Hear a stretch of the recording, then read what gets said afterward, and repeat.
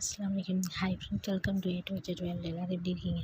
இன்றைக்கி எதை பற்றி பார்க்க போகிறோன்னா, வரதட்சணை வாங்கு நபர் தன்னோட மகளுக்கு கொடுக்கல, இனிக்குமா கசக்குமா? வாங்க வீடியோக்குள்ளே போகலாம். இப்போ ஒருத்தவங்களுக்கு கல்யாணம் ஆகுது. அவங்க மாமியார் வீட்டில் வரதட்சணை கேட்குறாங்க. நகை, பணம், பைக்கு இந்த மாதிரி கேட்கல. சரின்னு சொல்லிட்டு அவங்களுக்கு செஞ்சு கொடுத்துறாங்க. அப்போ அவங்களுக்கு கல்யாணம் ஆன பிறகு ஒரு குழந்த மாசமாக இருக்காங்கன்னா, ஆம்பளை பிள்ளை தான் பிறக்கணும், பொம்பளை பிள்ளை பிறக்கணும், அவங்களுக்கு செலவு, இன்னும் கட்டி கொடுக்குறேன்னா சிரமம் அப்படின்னு சொல்லிட்டு ஆண் வாரிசு கேட்பாங்க. யார்? மாப்பிள்ளை வீட்டில். இந்த மாதிரி அதிகமாக வரதட்சணை கேட்குற வீட்டில் மேக்ஸிமம் நடக்கும். சரியா? அப்புறம் இது போக அது அந்த பொண்ணாக இருக்கட்டும், சுற்றி இருக்கிறவங்க சரி நினைப்பாங்க, உங்களுக்கு பொம்பளை பிள்ளை தான் பிறக்கணும். ஒன்று ஆசை இருக்கும், ஒன்று இந்த மாதிரி ஒரு சூழ்நிலை இருக்கும். எப்படின்னா, இந்த மாதிரிலாம் வர சொன்னாங்கன்னா, இவங்களுக்கு பொண்ணு பிறந்தா தான் தெரியும் அப்படின்னு சொல்லிட்டு நினைப்பாங்க. அதே மாதிரியே பிறக்குது. பிறந்த பிறகு அதுக்கு ஒரு வயசு வந்த பிறகு கல்யாணம் பண்ணுறாங்களா, அப்பாவுக்கு வலிக்கும். வரட்சணை நம்ம இவங்களை கேட்குறாங்களே அப்படின்னு சொல்லிட்டு அப்போ கூட திங்க் பண்ணுவாங்க. சிலர் திங்க் பண்ணால் கூட இருக்கலாம். அப்போ தெரியும் தன்னோட மனைவிட்ட நம்ம எப்படின்னா வாங்கணும், தன்னோட பிள்ளைக்கு கொடுக்கல எவ்வளோ கஷ்டம். இப்போ வாங்கின எல்லாமே இங்கிட்டு போகும். அப்போ வாங்கலை, மனைவி இடத்துல வாங்கலை, இனிக்குது. தன்னோட மகள் இடத்துல மாமியார் வீட்டில் கொடுக்கல, கசக்குது. அப்போ எந்த வீட்டில் நியாயம் அதெல்லாம்? இதை எதுக்காண்டி நான் அந்த பதிவுனா, இது மாதிரி இருக்கிறவங்களும் இருக்காங்க. சில பேர் ஃபீல் பண்ணுவாங்க, சில பேர் ஃபீல் பண்ணாமல் கூட இருக்கலாம். அப்புறம் அது ஒரு கட்டத்தில் மக அதை வரதட்சணை கொடுக்கல ஃபீல் பண்ணி ஒரு ரீசன் கிடையாது. இது எதுக்குன்னா, இதுக்கப்புறம் கல்யாணம் பண்ண போகிறாங்கல்ல, அவங்க யோசிப்பாங்க. ஓகே, நான் சொன்னதை கொஞ்சம் யோசிச்சு பார்க்கல, அவங்க மனைவியிட்ட வாங்கக்கூடாது, தனக்கு மக வந்தால் கொடுக்கணுமே, அந்த ஃபீலிங்கை உணர ஆரம்பிக்கணும். அதுக்காக தான் இந்த வீடியோவே. சரிங்களா?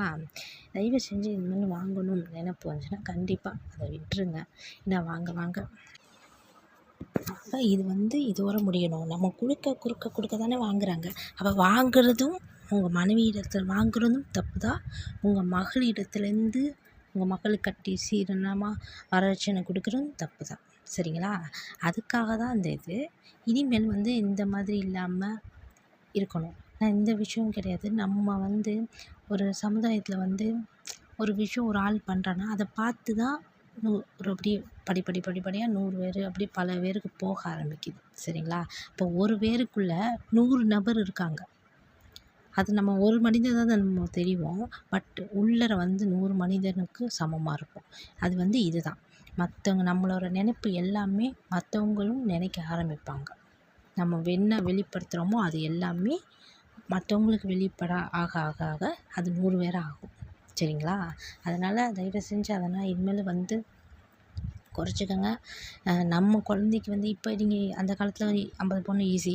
இப்போ ஓரளவுக்கு 50 பவுன் பெரிய விஷயமா தெரியுது. அது வசதி வாய்ப்பு கொஞ்சம் கூட போடுறாங்கன்னு வச்சுக்கோங்களேன். ஏழ்மையான இது ஒரு 20 பவுன் 30 பவுன் அந்த காலத்தில் போடுறாங்க. இந்த காலத்தில் 50 பவுன் போடுறது பெரிய விஷயமா இருக்குது. இன்னும் தன்னோட குழந்த, நம்மளோட பேரன் பேத்தி இந்த மாதிரி வகரம் இதுக்கப்புறம் வர்ற அனைத்து பேரும் 10 பவுன் போடுறதுக்கே பெரிய விஷயமா இருக்கும். அதை நம்ம 10 பவுனா அப்படின்னு அந்த காலத்தை பார்க்கக்கூடாது. இதுக்கப்புறம் வர காலத்தில் அது ஒரு என்ன சொல்கிறது, 10 பவுனே பெருசு அப்படின்னு நினைக்கிற அளவுக்கு இருக்கும்.